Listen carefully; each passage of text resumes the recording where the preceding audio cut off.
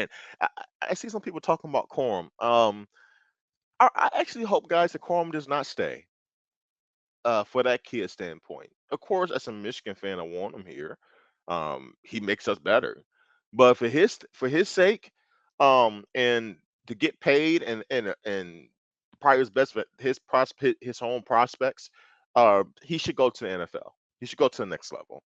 All that can happen is his to me coming back is that his draft stock drops. Um, for a multitude of reasons. What if he's not quite the same guy? What if yeah, and you got the different running back prospects next year, right? Including his running mate and Donovan Edwards, who could be leaving next year as well. No, I don't think he should come back. I want the best for that guy. And I just think that his best draft stock is now. Even though it may have dropped slightly due to the injury, um, it doesn't seem like it was an. I don't think it was an ACL. I feel like that would have been announced if it was ACL. Plus, if it was an ACL, he probably wouldn't have played at all.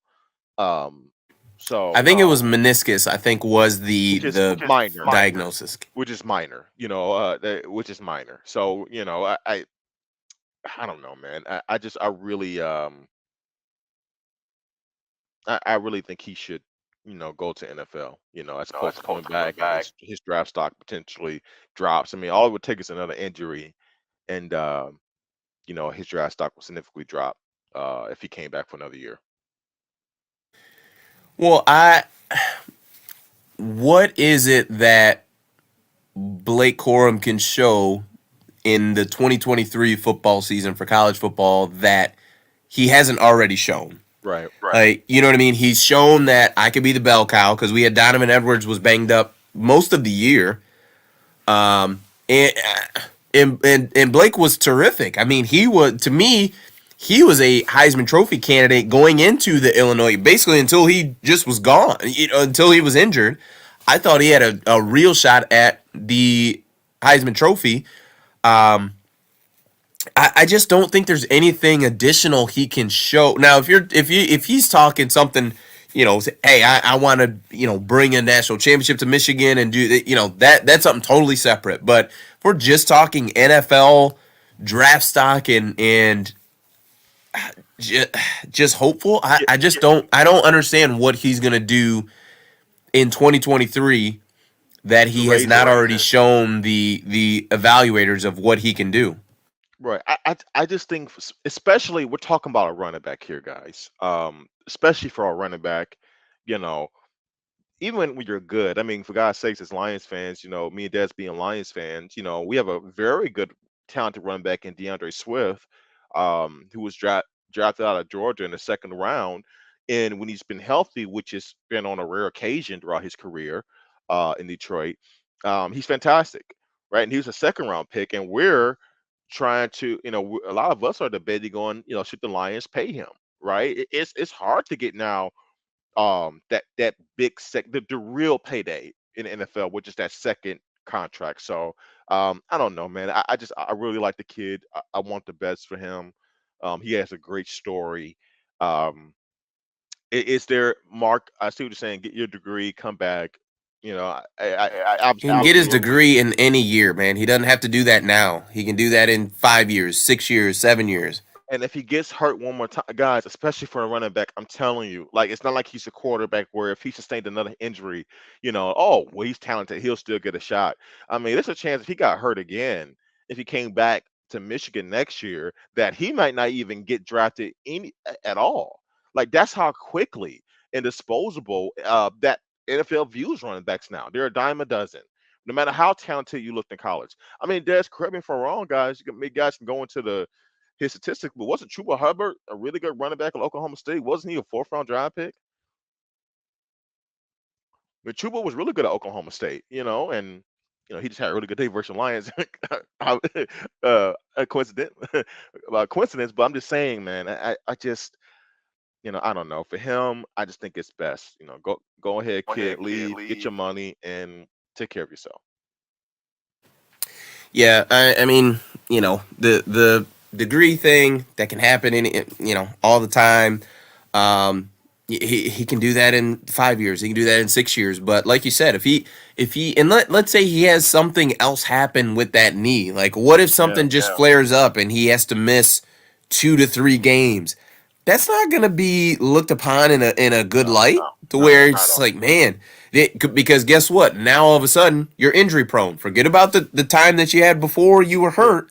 Guess what? You hurt your knee in that Illinois game, and you missed 2 or 3 games in You got the a heavy workload. So now I'm already thinking, i.e., on Johnson at Auburn. Like I'm already counting like how many carries you've had on the college level, and that all matters, man. That carries over to the NFL. Running back carries from college count it carries over to the NFL.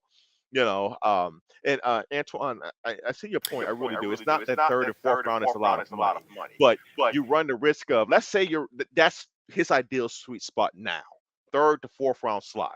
I would lean more towards third round. I thought he could have been maybe in a second round pick, but let's say third and fourth rounds, that sweet spot. He's going to definitely get drafted somewhere there. All that can happen, in my opinion, is that if he comes back, is that he will drop. There's no way he can go above that. This is I don't see it. So if you can only hurt that sweet spot by coming back, then why risk it? If for him, as a Michigan fan, I would love to have him, but for him, I just don't see the benefit for his career. I really don't.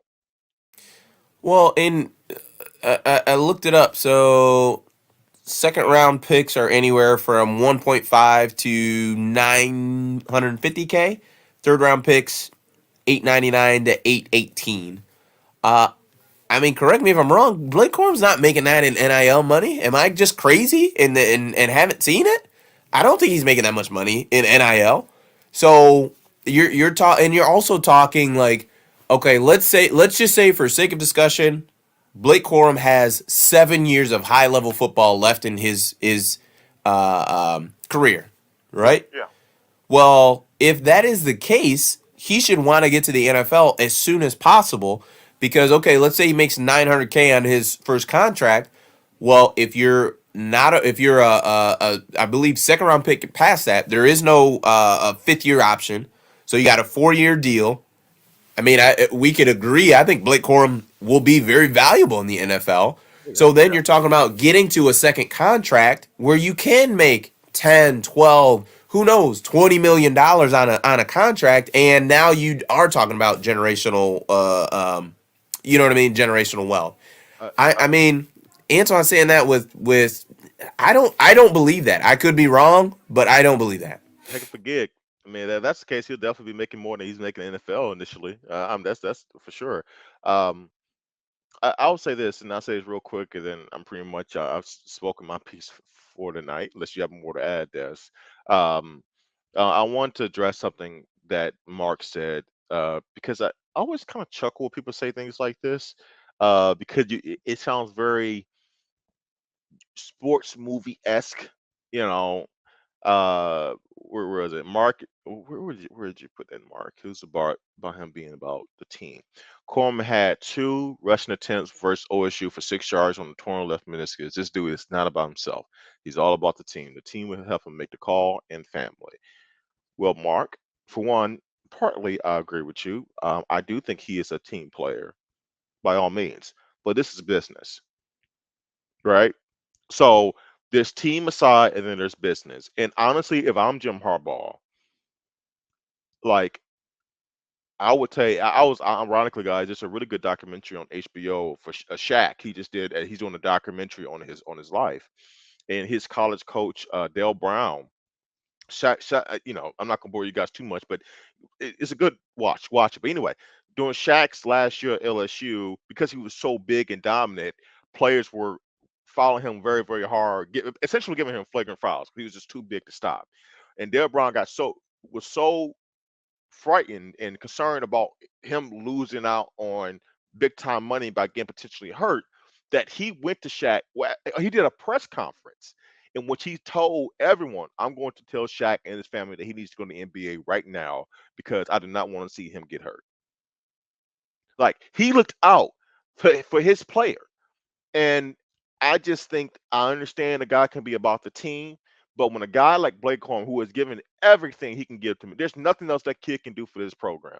He's given everything that you can possibly want and give to this team.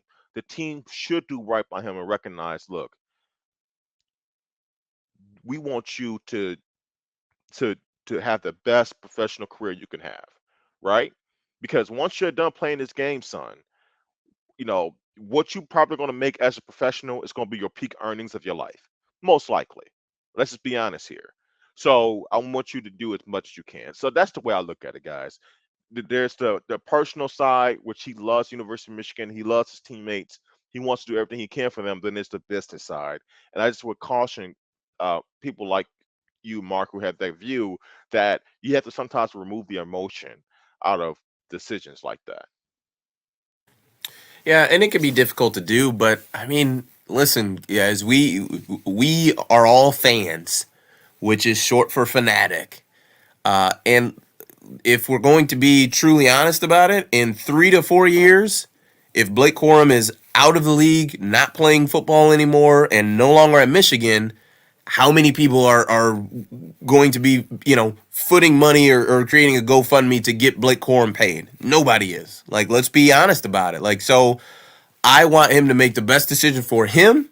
If he were asking my advice, I would say go, and that's the end of it. Yep. That's kind of just what it is.